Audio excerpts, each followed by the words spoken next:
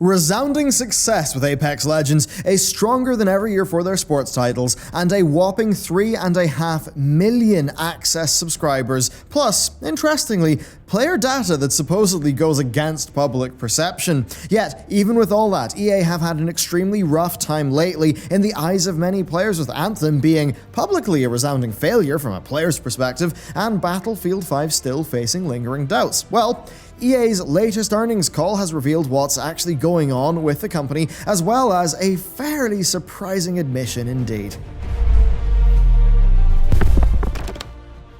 Hey everyone, and welcome back to another Industry Report, the pretty much daily show where we go behind the news and, get the interesting stuff. So for today, EA have had their Q1 2019 earnings call. Now these earnings calls provide a meaningful insight into the financial side of things for the companies. They can reveal their thought processes and just stuff that we otherwise would not really hear about, with EA's one being particularly interesting this quarter. I think the first thing of note is just how large EA's player base has grown, with over 500 million active player accounts. Yeah, that's apparently active accounts across PC, console, and mobile. Now, it's impossible to break down what they actually consider to be active, but 500 million users is, for comparison, half of Steam's total registered accounts.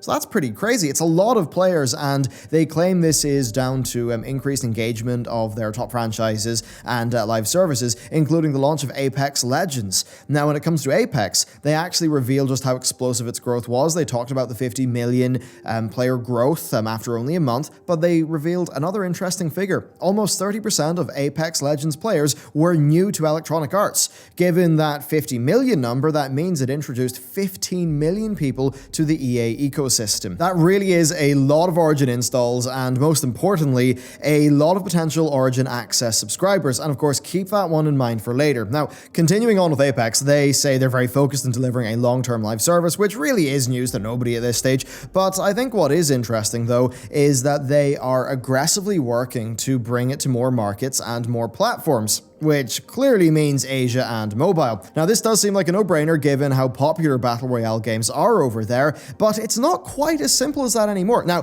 they claim they are in advanced negotiations and are confident, given their relationship with Tencent, about getting into China.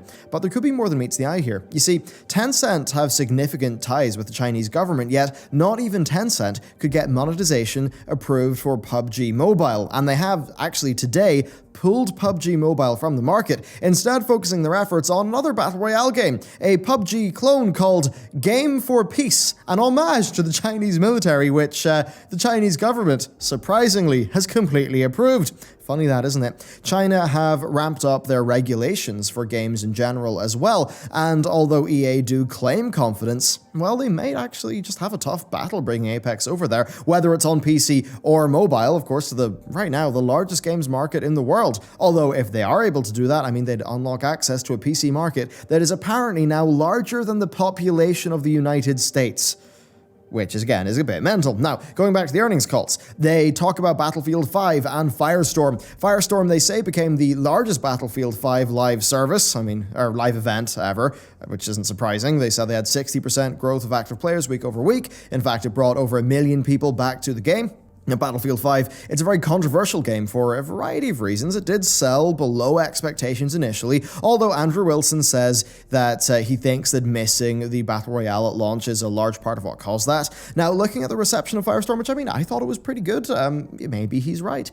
Whatever the public perception of that game is, though, EA seem to say that they're happy with it, and that they're committed to bringing more content updates as time goes on, and they tease that they will have a Battlefield showcase ready for EA Play this June. They then discussed The Sims 4. Now, this is a game that I imagine most of us have forgotten about, but with, EA said that it's been growing year over year with consistent support. They didn't say how many players that it has, but they did say that, we know that it recently passed that 1 billion in lifetime revenue. Now, for a game that released to mixed reviews from the gaming community at large, that's pretty darn impressive. This, alongside Battlefield 5, raises a pretty intriguing topic, and that really is perception versus data. I've mentioned quite a few times on this channel before that Battlefield 5 angered players at launch. There was parts of it that kind of pissed me off as well.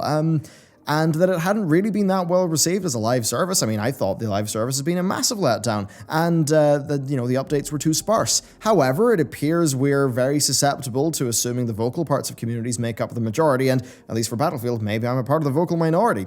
There's no doubt that Battlefield 5 has lost players in my mind, and that a lot of, those concerns, that they are valid, but there clearly seems to be enough players who are happy to engage with each of EA's live services to keep them operating at high margins. The same seems to go for The Sims 4. With the size of the industry today and how widespread gaming as a hobby is, I think we should probably just keep that in mind. There are Lord knows how many people play video games, popular or not, who don't consider themselves to be gamers and don't watch gaming news videos like this one. Really, like is the case with the mobile games industry, where a lot of those consumers are pretty invisible and are entirely disengaged from the news cycle and gaming culture. They sort of tangentially interact with the gaming sphere, maybe playing that one game on their phone that they like. Certainly being a WoW player, I'm from my other channel, I kind of know a lot of that as well. That's a game that has a huge portion of people who are not gamers who still play it. Now, it's impossible to know if EA is stretching the truth here for their investors, but I think we do know this. Their decisions are going to be data-driven where possible, right? That's how they'll work. And at different points during the earnings call, Blake Jorgensen, who is both the COO and CFO, and Andrew Wilson, of course, their CEO, spoke about data, engagement data, player data. They have access to a lot of facts and figures that, I'd kill to get, but, we just don't have access to them. And that's what will drive a lot of their high-level decision-making. Now, sometimes what they fail at is the execution, especially like with Anthem.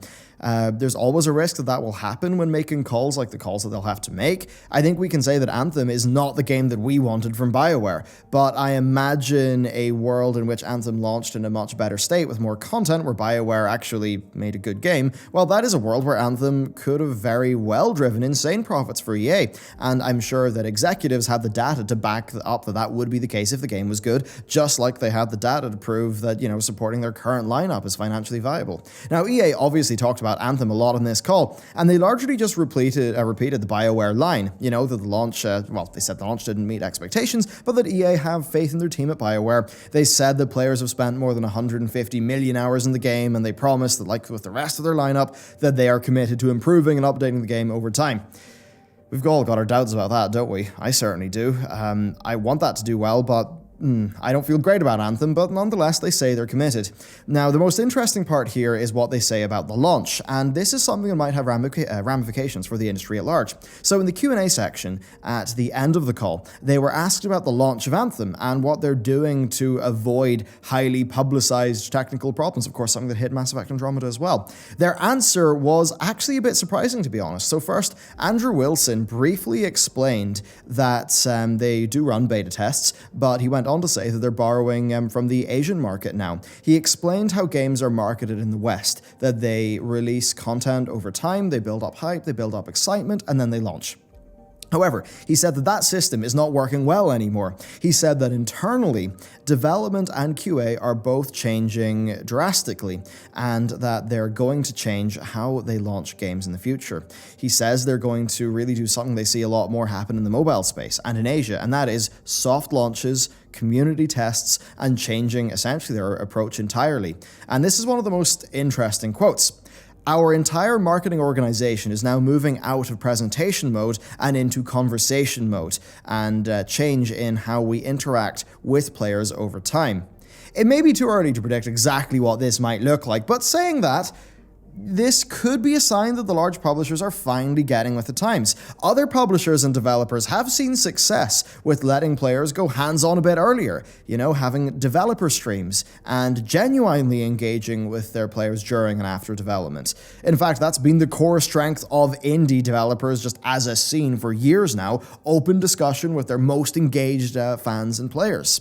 Andrew Wilson continued after this, explaining that they want to be confident that their game is ready when they launch globally. And that's an interesting thing for him to say, especially since, there's no way that Anthem was ever in a position to launch, yet they put it out the door anyway. So it's a bit weird, that happened, now he says this. Does he believe what he's saying now? Who knows? We'll just have to wait and see. Now, he also said that they want players to understand exactly what they'll be playing and how they'll be playing it on launch day. He said that EA are in a good position with this and that he hopes they can lead the industry from the front, which, I mean, again, there's maybe reality and what he says not lining up, but they are fairly wild claims. I think those claims show that they're aware of their reputation as a publisher and that the worsening faith in their products over time has really played a part in their recent failings. I find it hard to take them at face value given all the historical data, but if what he says is backed up by action, yes, it would definitely be a good thing. Saying that, their deviation from the ways of old is already visible in one area, and that is financial models. Throughout the call, they mentioned the success and their plans with subscriptions. They've been pushing EA Access on Xbox for quite a while now, and they just recently announced it for the PlayStation 4. Then, of course, Origin Access has been given a lot of love as well, with over 200 games being available on the PC. Andrew said that subscriptions are key to providing players with more choice, and that they are going to expand just having more games and having that be on more platforms. I mean, what, EA Access and Switch? That'd be crazy, but maybe. That said, I doubt a Frostbite game is going to run on Switch. But anyway, their subscription services have already been pretty successful, with Blake Jorgensen saying during this call that they have 3.5 million subscribers across PC and console. Now, when asked about the profitability of Origin Access, Blake said this: "Without a doubt, profitable. We wouldn't be doing it if we saw it as a non-profitable business." Which, I mean, does make sense. They're collecting data and results from their Origin Access users, and it's pretty clear. People seem to want to play this way. They have a pretty broad range of content that's driving subscriptions up across different types of gamers, and seemingly quite a few people are happy to get that subscription and just make their way through the games that are on Origin, which, for those people, is maybe not a bad deal. Now, Blake said that this whole thing takes time, but that people are starting to play games they've never played, but are really enjoying them, and I mean, I think it's kind of clear. When all of your games offer monetization, you want people to play and enjoy as many of the games as is possible. It's a bit like with watch time and Netflix and what they'd be wanting to draw, so it's not just about selling 1 or 2 games at full price, it's about having a really strong entire library. So it's a bit weird, I suppose, as these companies try to move slightly more over to a Netflix-like model where it's about how can we capture watch time with our subscription fee. As for what this means for games, well, I suppose they'll just use that engagement data to figure out what players want. From my perspective, what would be ideal is maybe some more smaller games, being greenlit, and then throwing those into the subscription to sort of sweeten the pie, growing that into just being a large library of games over time. It could offer players great value, both financially and in terms of experience. People will play games they've never bought before or would have played before because it just happens to be on their subscription service, a bit like discovering something on Netflix that you otherwise would not have known about. So there could be some good potential there. It's just about how EA decide to grow that, and if that is in a way that ends up feeling pro-consumer or not. And as always, it's Electronic Arts. That could go either way. In fact, this stuff even ties into a bit of a change in their marketing. So again, in the Q&A at the end, they were asked if streaming models could increase ROI for the industry and require less marketing intensity for new titles. Blake answered this by saying that there won't be a large impact short term because they will have to market people into the subscription, but that later they could drop marketing costs because getting players to discover new games is a lot easier if those players are already inside the subscription, if they don't have to pay any extra for those games. He then says that this will eliminate one of the big barriers for players that they found, which is the risk that somebody won't like a game. Of course, let's ignore that a good refund policy would also solve a lot of that for a second. So I think that really, this is just trying to update the marketing tactics for the modern day, really. I think that's what they're talking about here.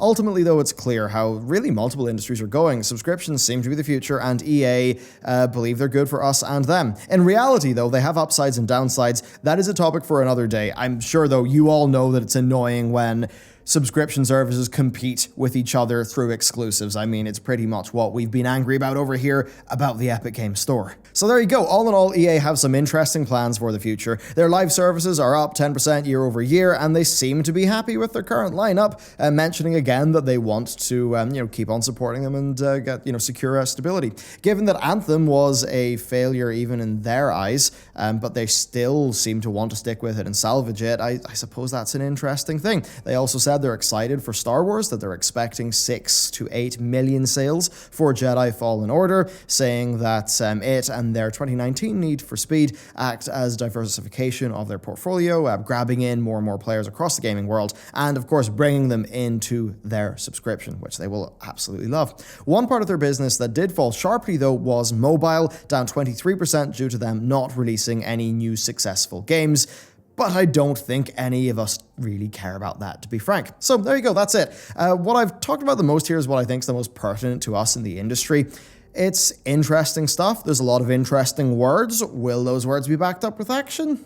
We don't know. We'll just have to wait and see. That is the nature of paying too much heed to what a company will say to their investors in an earnings call. Of course, they seem to have said a lot of good things. If they really are committed to supporting all of those games, then sure, that's a good thing. We'll just need to wait and see how it goes. And of course, no matter how much EA head office might really want to support Anthem, at the end of the day, if BioWare can't pull out the work, then, obviously, that's not really going to come to fruition. So let me know what you think about the state of EA in general. What are they doing wrong? What are they doing right? What would you like to see them do in the future that is different to what they're doing now?